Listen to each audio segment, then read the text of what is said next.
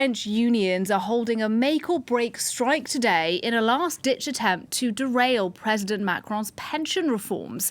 Hundreds of thousands are expected in the streets, and those taking part insist the fight will go on, even though those unpopular reforms have become law. Well, joining me now is France 24's Carys Garland. She's at the protest here in Paris. Carys, just tell us where you are in the city and what the atmosphere is like at the moment. We're almost at the final destination point for this protest at Place d'Italie. There is a festive atmosphere. There's lots of music, as you can tell from behind me. The sun is shining. I think the mood is mostly hopeful. I think some of these people aren't kidding themselves about the slim chances of repealing this pension reform. We're expecting less people than the peak of these protest movements. This is the 14th day. In early May, we saw 1.28 million throughout all the streets of France. Today, we're expecting less than half of that, so 600,000, 40 to 70,000 here in the capital. I can say there are a lot of people here and people of all ages, particularly a lot of young people. I did speak to an older lady who was 69. She said that she's actually here in the streets mostly for her grandchildren. She says those are the people that this pension reform is going to affect. And the mood, it's mostly calm on the protest route. We did see a bit of broken glass, no major incidents towards this end of the procession.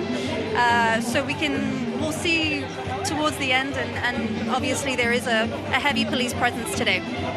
And Carys, what have those protesters been telling you about why they're out in the streets, even though these reforms are already law?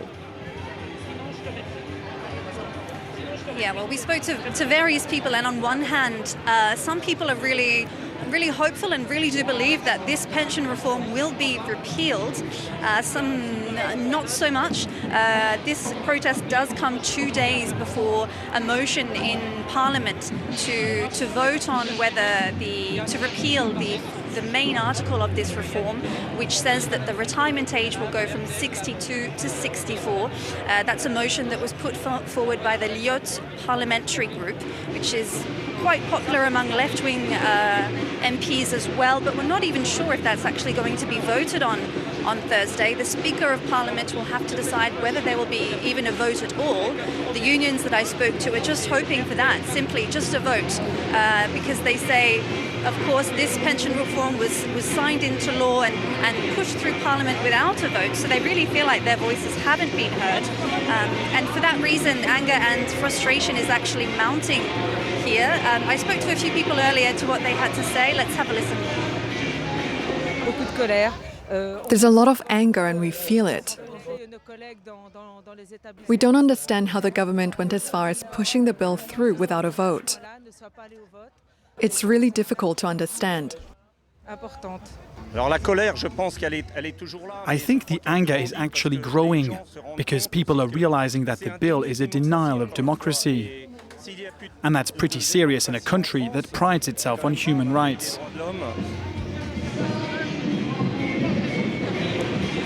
So there you have it. I mean, they do say, I spoke to somebody from one of the unions earlier, and he said, even if the anger does not continue in the streets, it will continue in the workplace, and that's where we will feel the frustration the most. There is some doubt over the future of this movement. As I said, this is the 14th day of protests since January. Whether we will see more is unknown. Even the people here today, they're not too sure, especially coming into summer when there will be less people here. They'll be on holiday. And so I think really people are waiting to see what happens on Thursday as the legal avenues to repeal this pension reform diminish. Carys Garland at the Paris protest. Thanks very much.